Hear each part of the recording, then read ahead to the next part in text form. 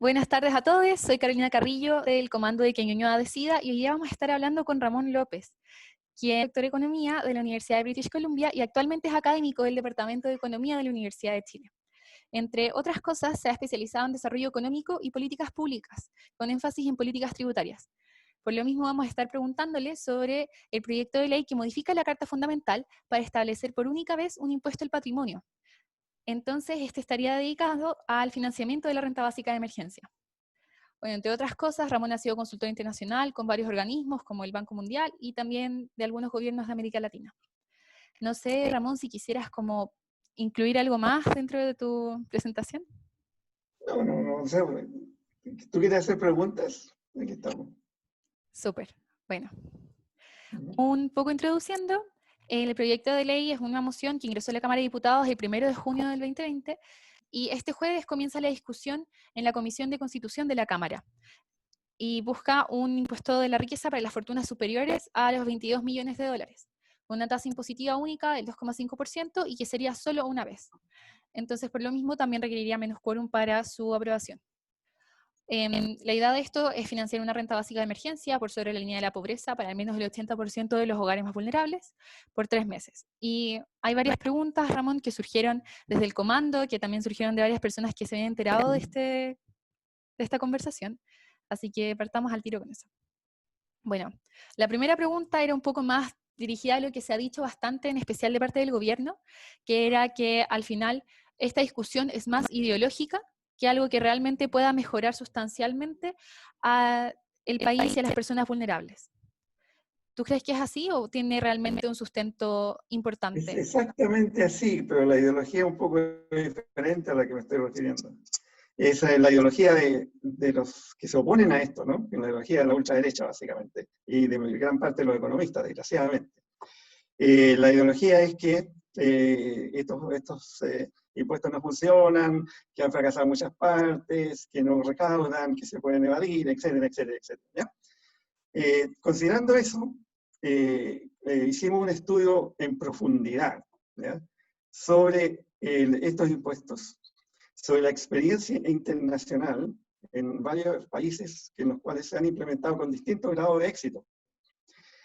Hicimos además un análisis para el caso chileno, ¿ya?, de cuánto se podría recaudar y de qué requisitos serían necesarios para lograr una recaudación adecuada y a quién afectaría. Es un estudio muy completo, que por supuesto esta gente que le critica no se ha dado el trabajo de leerlo. Es un estudio que se publicó en la FEN, en la Facultad de Economía y Negocios de la Universidad de Chile. Y como te digo, lo que tratamos de hacer en primer lugar fue examinar la experiencia internacional. ¿Por qué estos impuestos han tenido problemas y cuál sería la forma de minimizar esos problemas en el caso chileno? ¿Okay? O sea, tratamos de un diseño del impuesto que sea lo más factible posible y que tenga la mejor probabilidad de éxito, ¿no? Entonces, llegamos a varias conclusiones. Primero, las críticas que se han hecho están al impuesto en sí, en términos de que es ineficiente, que causa disminución de la inversión, etc. Son absolutamente falsas. Y eso no solamente lo decimos nosotros, lo dice la literatura internacional sobre este punto, ¿ya? Por ejemplo, no afectan a la inversión, porque estos son impuestos a las personas, no a las empresas, ¿entiendes? Entonces no hay ninguna razón por la cual las empresas van a reducir su inversión porque algunos de sus propietarios, dueños, accionistas, tendrían que pagar este impuesto. No tiene nada que ver con la empresa y eso hay un consenso internacional. Hay estudios empíricos internacionales también que se han hecho en muchas partes, demostrando de que el efecto sobre la inversión es nulo, ¿ok? No hay efecto sobre la inversión. La otra cosa es sí que el diseño es muy importante. Lo que hemos visto que los casos más exitosos, entre paréntesis hay dos en Latinoamérica que han sido muy exitosos y que han durado, el caso de Uruguay y el caso de Colombia, han permitido, ¿no es cierto?, recaudar una cantidad bastante importante de recursos para el sector público. En Uruguay, por ejemplo, un 5% de los ingresos totales del sector público viene de este impuesto. En Colombia, este impuesto fue diseñado por el Fondo Monetario Internacional. El Fondo Monetario Internacional no es precisamente un organismo revolucionario. Y ha funcionado relativamente bien, lo han ido adaptando, pero ya como 15 años, ¿no? O sea, no es una cosa nueva tampoco. En Europa tenemos el caso de Noruega, Noruega, Suiza, España, ¿ya? Donde también son impuestos que ha perdurado por mucho tiempo. ¿Cuándo ha habido problemas? En primer lugar, cuando el impuesto parte de una base muy baja, lo que no es el caso de lo que propone la Cámara, que son 22 millones de dólares. Por ejemplo, el caso de Francia es muy ilustrativo. ¿Por qué? Porque el impuesto partía de algo así como $180.000. O sea, imagínate, alguien que pueda tener como patrimonio $180.000 es clase media, ¿no? Entonces, no solamente partía por un nivel muy bajo, sino que además tenía una infinidad de tasas diferentes que se iban aplicando en la medida que subíamos el rango, ¿no? Eran decenas de tasas distintas de impuestos. Son impuestos muy complejos que afectaban a la clase media. Y eso tuvo, y por lo tanto afectaba a una gran cantidad de gente. Estamos hablando de millones de personas que fueron afectadas. Y entonces, ¿qué pasó? Primero, por el hecho de afectar a una gran cantidad de gente, la clase media, ¿no es cierto?, se hacen impopulares, políticamente indeseables. Y en segundo lugar, como afectaba a tanta gente y como además era tan complejo, era muy difícil de fiscalizar. El resultado en Francia fue de que el impuesto tuvo que descontinuarse, pero se descontinúa por un mal diseño de él, no porque el impuesto en sí tenga problemas. Aquí es muy importante la cuestión del diseño. En los países donde es más exitoso el impuesto es más simple y parte de un nivel muy alto, más alto de patrimonio. Lo que nosotros proponíamos, que no es lo mismo que está en la Cámara, proponíamos que el impuesto partiera de los 5 millones de dólares, no 22 millones. Pero en todo caso, si parte de 22 millones de dólares, estamos afectando, por supuesto, a los súper ricos, y una cantidad de algo así como no más allá de 1.000 personas, 1.000 individuos, lo que va a hacer mucho más fácil su fiscalización. Y eso, digamos, y no afecta a la clase media, obviamente. Por lo tanto, el problema político, tal como lo propone la Cámara, no existe. Que es una de las principales razones por las cuales estos impuestos han fracasado en varios países. Adicionalmente, y eso sí que es importante, se requieren algunas medidas complementarias para lograr un éxito de este tipo de impuestos. Y las medidas complementarias tienen que ver con la fiscalización fundamentalmente, con las facilidades que pueden tener impuestos internos para poder fiscalizar. La OECD, la Organización de Países Ricos, ¿no es cierto?, ha recomendado, tiene un set de recomendaciones tributarias, que casi todos los países miembros, tú sabes que Chile es miembro, la han adoptado. Chile la ha adoptado en forma muy parcial, ¿ya? Y eso ha generado niveles de evasión de todos los impuestos, no solo de cualquier tipo de impuesto, del IVA, de los ingresos, etc., ¿no? Entonces, ¿cuáles son esas medidas que recomienda la OECD? Primero, el problema del secreto bancario. En este momento, en Chile existe secreto bancario. Han dicho que sacaron una ley por ahí, que era una ley muy rara, en donde se podría en principio tener acceso a las cuentas bancarias, pero lo que es muy difícil. Los dueños de esas cuentas simplemente pueden ir a los tribunales y pasarse 3, 4 o 5 años litigando, por lo tanto el impuesto interno no lo hace, ¿no? Entonces, la otra cosa que es muy importante es que este impuesto tiene que aplicarse a todos los activos, a todos, en la misma tasa, 2,5%, estén en Chile o afuera, ¿me entiendes? Porque hubo casos en algunos países donde fracasó efectivamente, solamente grababa la riqueza en el país. Entonces, ¿qué hacían los tipos? En Francia fue el caso de eso también. Los tipos simplemente sacaban su plata. Esto tiene que ser un impuesto que grave la riqueza total, esté donde se ubique, donde esté. Y tiene que ser un impuesto que grave todos los activos en la misma forma, que no haga excepciones. Porque si no, se empieza a transferir recursos entre activos, ¿no? Si estoy muy técnico, avísame, yo puedo hablar la cosa. Pero, entonces, el problema era ese, ¿no? Ahora, en este proyecto en la Cámara, ¿no es cierto?, se trata de grabar toda la riqueza, ¿no?, de los chilenos, esté donde esté. Por lo tanto, no sacan nada, porque mucha gente te dice eso, ¿no? Van a sacar su plata, no sacan nada, ¿no? Tienen que... La otra cosa que es muy importante es la declaración jurada de sus activos. declaración jurada de los activos, y con penalidades muy altas para aquellos que la escondan, ¿no? Que escondan la riqueza. Porque si no hay penas, bueno, el sistema chileno legal establece penas significativas, ¿no? Para la evasión de impuestos en general. Y establece también penas que habría que llegar hasta la cárcel, ¿no? Hasta establecerlo como parte de un sistema penal, que es lo que tiene Colombia, Uruguay y un montón de otros países. O sea, no es nada del otro mundo. Es muy importante tener penas muy drásticas, cosa que si tratan de evadir, lo piensen dos veces, porque si los pillan van a tener penas muy altas, ¿no? Que puede llegar hasta pena de cárcel. Entonces hay un montón de medidas complementarias que yo les he sugerido a los parlamentarios, a muchos parlamentarios, que tienen que ser consideradas en un proyecto como este. Porque si no va a ser difícil su fiscalización y su aplicación. La otra cosa que es importante es la posibilidad de, porque eso se ha visto en otros países, ¿no? De tratar de salirse y dejar de ser residentes para evadir este impuesto. Eso, digamos, lo que han hecho unos países muy bolcheviques, como Estados Unidos y España, han puesto un impuesto de salida. O sea, si tú te quieres dejar de ser residente, vas a tener que pagar un impuesto de salida que es más o menos equivalente al impuesto de herencia, ¿ya?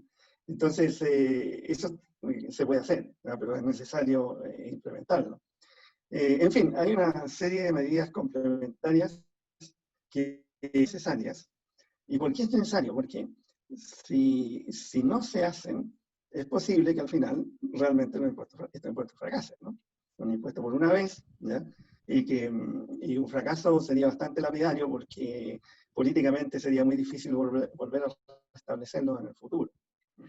Bueno, esas son algunas de las Entonces, cosas que estás diciendo tú, algunas sí se han aplicado. Por ejemplo, en el proyecto original sí sale la posibilidad de cobrar tanto a las personas como fuera del país, su capital que está fuera del país, como el que está dentro del país, y otros puntos. Pero igual los expertos tributarios, algunos se han referido, por ejemplo, a eso, que al final hay muchos tipos distintos de patrimonio. Puede ser, por ejemplo, activos líquidos, inversiones financieras de renta pasiva. Al final, ese tipo de cosas pueden ser difíciles de aplicar, en especial en un proyecto que es transitorio, que tiene que ver con una reforma constitucional y que además se plantea sacar en poco tiempo. Por todo esto también se ha planteado quizá que las recaudaciones efectivas van a ser mucho menores de las planteadas. Entre eso y también otro punto al que te habías referido, que en realidad actualmente sí hay secreto bancario. Y a pesar de que se pueden establecer penas altas, tampoco, o sea, dentro de la élite chilena lo que tiene que ver con poder económico también asegura cierto nivel de estar a salvo, en especial entre los súper ricos, que son los que manejan el poder del país. ¿Qué mira, piensas sobre esto? todos los impuestos son evadibles, todos. No hay un impuesto que sea seguro en términos de evasión. En este momento, ¿sabes tú cuánto es la evasión tributaria en Chile en impuesto a la renta? Son 20.000 millones de dólares anuales. 20.000 millones de dólares anuales. ¿De qué se trata eso? Eso es más o menos un 7% del ingreso nacional de Chile todo un año, ¿ya? ¿Y quiénes se van de esos impuestos? Son, por supuesto, los súper ricos, ¿ya? En gran medida, una gran parte de esos 20.000 millones, algo así, se estima, esto es una estimación, 15.000 millones de dólares son evadidos por los súper ricos. ¿Por qué? Porque existe una industria de la evasión en este país. Ahora, ¿por qué ha ocurrido eso? Ha ocurrido por muchas razones.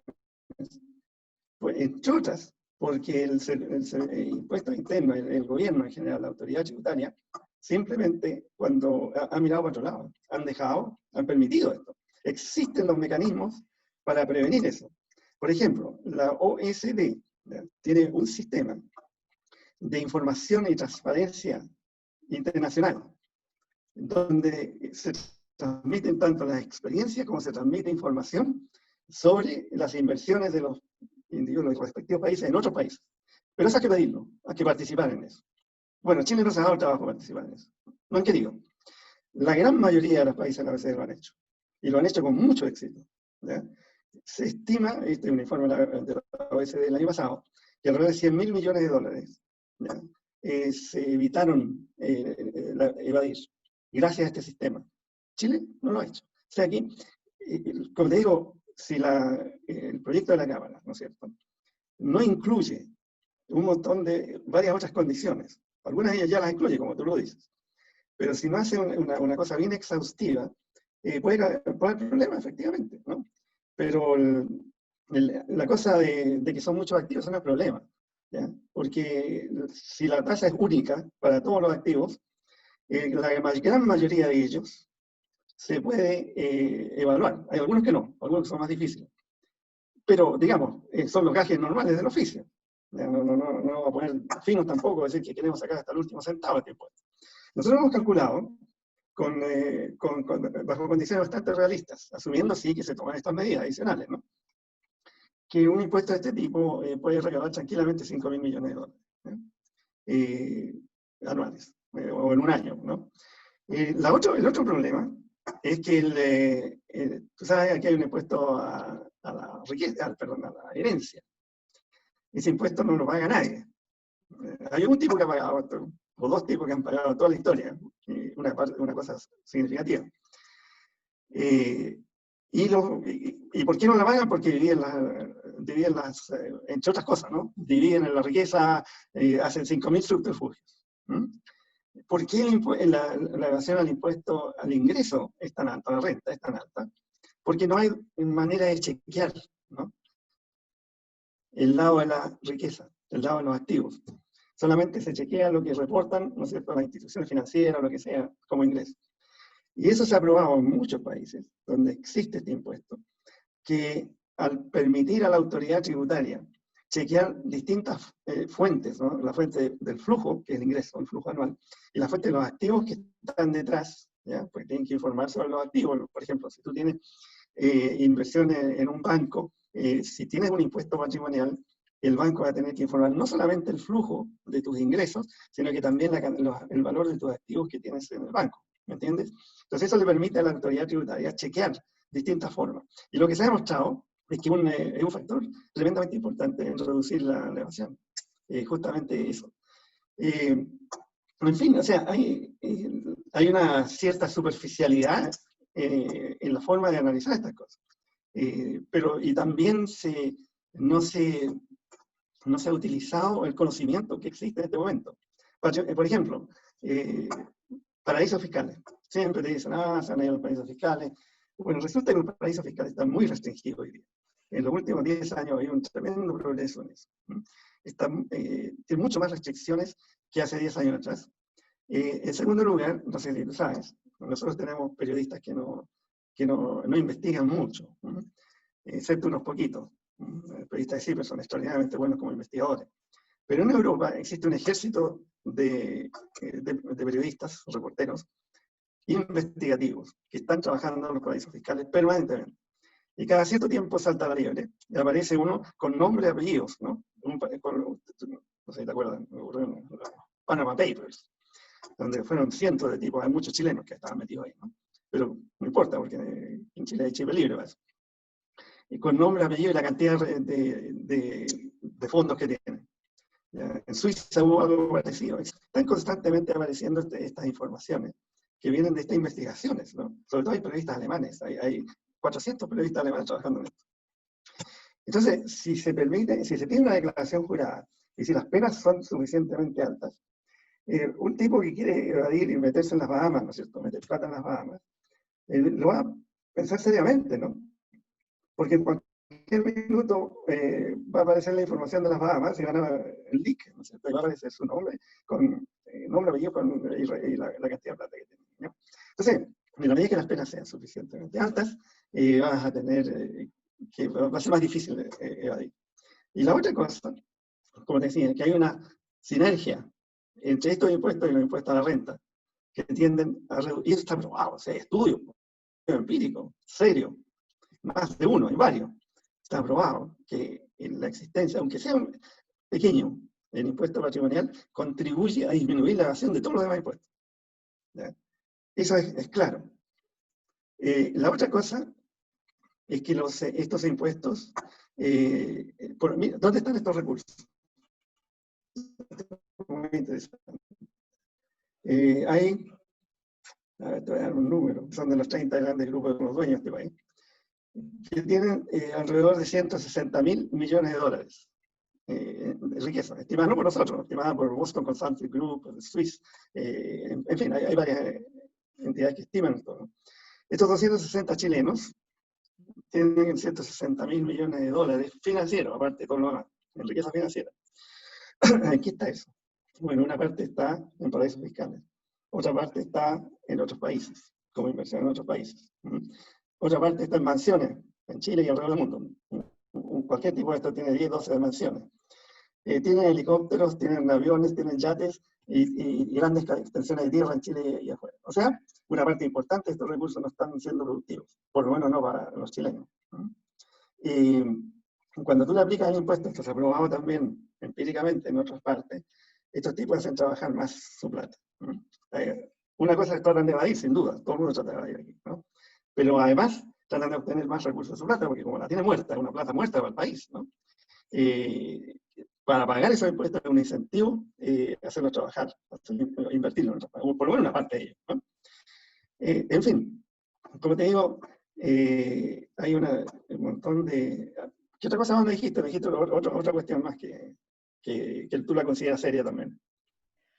No, igual tiene que ver con eso, con que quizá el proyecto no adopta todas las medidas que propusiste. Por Ah, ejemplo, bueno, sí, acabar yo no con soy el político, secreto Carolina. bancario o poner ese Sí, tipo de mira, yo impuesto no a soy poder político. salir de la nacionalidad. Carolina, yo no soy político. Lo único que puedo hacer es asesorarlo, ¿no es cierto? Y decir estas cosas. Si el proyecto tiene otros problemas, es otra cosa. O sea, francamente, la forma en que yo lo veo, ¿no? Mirando un poquito más hacia adelante, para un gobierno realmente progresista, y eso estamos trabajando, entre otras cosas, ¿no? En un programa para un gobierno realmente progresista, y un diseño de un impuesto cuidadoso, que considere más allá de la superficie muchos aspectos en términos de eficiencia económica, en términos de factibilidad, en términos de recaudación, en términos de minimizar la evasión y la ilusión, que, como te digo, nunca va a llegar a cero, pero por lo menos reducirla. En fin, y sería un impuesto, la forma en que nosotros lo estamos planteando, un impuesto permanente, no un impuesto de una vez. Pero de todas maneras, el valor de lo que hace la Cámara es histórico, es extraordinario, ¿ya? Porque ha permitido, bueno, fue la primera vez, ahora tuvimos la segunda con relación al 10% de la AFP, ¿no? Donde tenemos una oposición absoluta y totalmente unida, ¿ya? Entonces, ese es un valor político extraordinario, proponiendo una medida que en principio es tremendamente progresista. Es una medida que, sobre todo en un país con la tremenda concentración del ingreso y la riqueza, ¿tú sabes cuánto tiene el 0,1% más rico de Chile? En riqueza, 35%. El 35% de toda la riqueza de Chile la tienen 12.000 individuos. Y estos 260 individuos que te mencionaba delante tienen el 20% de toda la riqueza de Chile, el 20%. Entonces, el gran mérito de la Cámara, ¿no es cierto?, es ese, es político. Ha permitido la unión de la oposición, genera una visión de una voluntad política de preocuparse de este enorme problema, ¿no es cierto?, del cual es imposible salir de su desarrollo mientras este problema persista. Entonces, por eso hay que apoyarlo, ¿no? Y esa es la gran importancia que tiene, es política. Yo no sé qué va a pasar con él al final, con el proyecto, ¿me entiendes? Seguramente si llega a ser aprobado lo va a vetar este gobierno, ¿no? O lo van a ir al Tribunal Constitucional, etcétera, ¿no? Pero ese no es el problema, ese no es el punto central de esto. Y esa es la forma en que hay que evaluar esto. El punto central es que se está sembrando conciencia a nivel nacional de la necesidad de finalmente ir a utilizar el esfuerzo de los súper ricos que no se abaniquen, sobre todo cuando hay una crisis como esta, ¿no? Lograr que ellos contribuyan al financiamiento de una crisis horrenda, donde todo el mundo iba a seguir sufriendo por mucho tiempo. De otra forma, es inmoral para las fuerzas progresistas no plantear estas cosas. Sería inmoral, absolutamente. Eso lo plantearon en un foro economista donde yo soy parte de él también, ¿no? Es cierto que el país tiene recursos, que este gobierno no los quiere usar. Tiene recursos en forma soberano y tiene capacidad de endeudamiento mayor. Y este gobierno no lo quiere usar, entonces el ministro de Hacienda dice que hay que guardar los cartuchos. Entonces deja que la gente, poco menos que se muera de hambre, porque eso es lo que está ocurriendo, porque está habiendo hambre, con el afán de guardar esta platita, ¿no es cierto? Probablemente esos cartuchos se van a usar para salvar a las grandes empresas, no sé. Entonces, cuando tenemos un gobierno de este tipo, que se levante una oposición unida, ¿ya? Planteando, ¿ya?, el problema de la distribución, planteando lo que se puede hacer para mejorar la distribución, es un gran avance para el país. Fíjate tú que los medios de comunicación prácticamente no le han dado pelota. Los medios de comunicación nos han ignorado, ¿no? Entonces, los medios de comunicación tradicionales, porque estos medios de comunicación son, por supuesto, son verdaderos títeres de estos mismos tipos, de estos 200 y tantos tipos, no estamos hablando siquiera de los ricos, estamos hablando de los súper ricos, hiper ricos. Uno de los pocos países del mundo donde los medios de comunicación están, una parte importante de los medios de comunicación son propiedad de banqueros. Eso no se ve. Yo he trabajado en muchas partes del mundo, he viajado bastante, ¿no? Claro, dentro de esas Esa particularidades que cuestión tenemos en el país, casi todo es de los súper ricos. El gobierno actual también tiene una relación súper especial con los súper ricos. Y considerando absolutamente. eso, y como política económica, el poder que tiene la riqueza en nuestro país, yo creo que parte importante de que este proyecto se apruebe, más allá de lo que dices tú, que en realidad es un acto simbólico súper importante, que esto llegue realmente a proporcionarle ayuda a las familias en necesidad, depende de que los súper ricos estén hasta cierto punto de acuerdo con el proyecto. ¿Tú crees que sea posible que consideren que tienen alguna utilidad para esto? Mira, en un artículo que publicamos, no sé si en el Mostrador o en CIPEN, lo que planteamos es justamente este problema. Es lo que decimos, miren, estos súper ricos no quisieran matar la gallina al huevo de oro, uno esperaría eso. Si se continúa la percepción de que ellos no hacen nada por el país, que al contrario, piensa tú, lo que hacen por el país, si bien es cierto, han creado riqueza, también no se puede negar, pero lo que han hecho en términos de evasión, elusión, rentas monopólicas, lo que hacen que los chilenos paguen hasta 10 veces más por medicinas, por un tanto producto, por su monopolio, etcétera, ¿no? Ha sido muy terrible para la mayor parte de los chilenos. Y ellos han obtenido los más grandes beneficios de este pseudo crecimiento que hemos tenido en estos 30 años. Los grandes ganadores han sido este grupo. Estos son los que han ganado. Porque ahora vemos, por ejemplo, eso lo está viendo ahora con la crisis, ¿no?, que los aparentes beneficios para una clase media que se había formado eran bastante febles, ¿ya? Y vemos que ahora esto se desmorona como un castillo de naipes. O sea, los grandes ganadores de esto, ¿ya?, han sido estos 200 y tantos tipos, ¿ya? Esos son los grandes ganadores. Y ellos son los que tienen más que perder si este proceso termina en el caos. Y una de las cuestiones que hemos planteado es que la probabilidad de tener un proceso social caótico, ¿ya?, es alta ya considerando lo que ocurrió en octubre y noviembre, donde sencillamente el gobierno no hizo nada por satisfacer los planteamientos sociales clarísimos que planteó la gente. Clarísimos, no tenían líderes, pero eran extraordinariamente claros y precisos. Y este gobierno nada, ¿no? Entonces había ya una acumulación de rabia muy grande. Y esta acumulación de rabia ahora con la guinda de la torta, con esta tremenda crisis, donde un gobierno que se resiste a hacer algo realmente significativo por la gente que está sufriendo de una enormidad, donde estamos creando un nivel de pobreza que no se ha visto en Chile desde la dictadura. Probablemente vamos a llegar a una tasa de pobreza del 30 al 40% nuevamente. Entonces, el nivel de rabia, ¿ya?, es muy grande. Y uno lo palpa en las redes sociales, hablando a la gente, qué sé yo, ¿no? Entonces, tienen un gobierno que no ha hecho nada. Les recuerdo también otra cosa, ¿no? En los años de la dictadura, entre el año 83 y el año 85, tuvimos una crisis feroz, casi comparable a esta, ¿no?, donde también hubo hambre, tal como la está viendo ahora, y pobreza extrema de una gran cantidad de gente. Bueno, ¿qué pasó? La gente salió a la calle. La gente, enfrentando una dictadura feroz, salió a enfrentar esas balas asesinas, y muchos cayeron, ¿no? 2 años de levantamiento popular prácticamente, que obliga a esa dictadura tan feroz a negociar con la oposición. ¿Y eso por qué? Porque la gente, cuando tiene bronca y tiene hambre, puede hacer mucho, ¿no? Entonces, los reales héroes de la democracia no fueron los tipos que estuvieron en la televisión apuntando con los dedos. Los reales de la democracia fueron esos mártires que cayeron en esos 2 años, porque eso obligó al gobierno a negociar, a fijar un plebiscito y hacer un plan para restablecer la democracia. ¿Te fijas? Entonces, una de las cosas que planteamos es eso. Cuando existen condiciones extremas, ¿ya?, en un país tan desigual, tan injusto como este, existe una probabilidad, nadie es pitonizo, ¿no es cierto?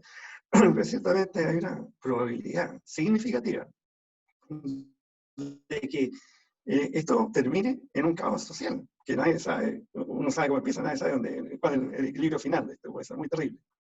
Entonces, si estos tipos tuvieran algún grado de racionalidad, ¿no?, entenderían de que ellos contribuyendo una porquería de su riqueza, nada casi, 2,5%, nada, podrían reducir esos riesgos de una manera muy significativa.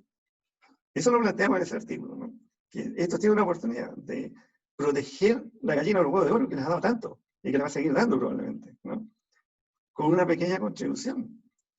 Pero lo que tú acabas de decir es absolutamente cierto. Si estos tipos no lo aceptan, y lo más probable es que no lo van a hacer porque no entienden estos argumentos, va a ser muy difícil que esto se apruebe, ¿no? Es muy difícil. Además, ellos tienen un gobierno que es de ellos, en el cual confían. O sea, uno esperaría que estuvieran más o menos, ¿no es cierto?, a abrirse a soluciones donde ellos aparezcan como, en parte, salvadores de Chile, ¿no? O sea, desde el punto de vista de ellos, esta pequeña, lo pueden mirar como una inversión. Y lo que está demostrado es que, y esto, hay mucha literatura sobre esto, que la estabilidad social y política es un factor tremendamente importante para el crecimiento económico y para la inversión. Cuando tú hablas con inversionistas, sobre todo inversionistas extranjeros, con este tipo yo no hablo, pero con inversionistas extranjeros he hablado muchas veces, ¿qué te dicen? Mira, o sea, a mí no me interesa un punto más, un punto menos de impuestos. A mí me interesa estabilidad para ir a llegar mi inversión a un país. A mí me interesa que no haya que se respeten los derechos de propiedad, que no exista un caos social, que las instituciones funcionen, etc., ¿no? Eso es lo que se necesita. Y no un punto más, 2 puntos más, no es nada. Si esto lo pierden en la bolsa, en un minuto eso, ¿ya? O lo ganan o lo pierden. Entonces, los economistas chilenos, que tienden a ser muy ortodoxos, están un poco atrasados. No están al día en lo que realmente se está planteando en los círculos académicos, sobre todo en Estados Unidos y en Europa. Se está entendiendo esto, ¿ya? Bueno, piensa tú, esos 83 tipos que dijeron súper billonarios, ¿no es cierto?, que dicen, grábenos, necesitamos pagar más impuestos nosotros. ¿Qué diferencia con lo que ocurre aquí? Y lo peor de todo es que mis colegas tocan la orquesta, que no, que es terrible, que si lo graban, que no van a pagar, que no van a invertir, etc., ¿no? Es terrible, o sea, mirar desde adentro una profesión que se alinea casi sistemáticamente, con grandes excepciones, por supuesto, varias, ¿no?, pero que casi sistemáticamente se alinea siempre con los intereses de la élite, y de todo nivel. Salarios mínimos, sindicalización, ¿no? Terrible sindicalización por rama, ¿no? Hay 80 y tantos países que tienen sindicalización por rama, ¿ya? Que los salarios mínimos, tenemos un salario mínimo bajísimo, que va a reducir el empleo y todo. Bueno, hay decenas de estudios que muestran que el aumento del salario mínimo no tiene ningún efecto sobre el empleo. ¿Y qué pasa? No lo miran, no lo leen, ¿ya? Sobre el recurso natural, nosotros somos un país muy rico en recursos naturales, ¿ya? Resulta que tuvimos un boom sensacional del cobre que lo desperdiciamos. 120.000 millones de dólares que lo dejamos irse, ¿no? Sencillamente. Esto se estudia en primer año en economía. Cuando tú tienes un recurso amable, como el cobre, lo que tú quieres es que las rentas del cobre, las rentas del recurso, se inviertan en el país. ¿Por qué? Porque tienes que reemplazar un capital natural que está reduciéndose con otro tipo de capital, otra forma de capital. Pero para eso necesitas captar esa renta, como lo hace Noruega, como lo hace Australia, como lo hace Nueva Zelanda. Y resulta que nuestros políticos tan generosos decidieron no captar rentas. Entonces, por eso dejaron irse en manos de estas 10 grandes empresas privadas 120.000 millones de dólares en 10 años. Te quedarían servido ahora. Pero, te fijas, eso es un principio económico, de eficiencia, neoclásica, ¿ya? Neoliberal. Pero no. ¿Qué hacen los economistas? No, cuidado, no lo graben. Están ganando 85% anual como en algunos de su riqueza, de su capital, ¿no? Tasa de retorno tuvieron de 80-85%. Pero no, cuidado, no les toquen eso porque se van a ir. Estás ganando 80% sobre tu capital que tenías invertido. Si te baja a 40, no te vayas a ir. ¿Cachai? No te vayas a ir. ¿Cómo te vayas a ir? Sin ninguna falta de ganar eso. Y si te baja a 40, porque el gobierno te recauda, ¿no es cierto?, una parte de esa renta, comparte las rentas, que es lo lógico. Si tú tienes un pedazo de tierra y resulta que hay una mina en tu tierra, y tú no la quieres explotar, llamas a un gallo que te explote, no se va a dar gratis. Le vas a cobrar, más o menos lo que el valor de la mina al final. Le vas a permitir que saque una utilidad normal y el resto que pase para ti. Eso es lo que hace todo el mundo, ¿no?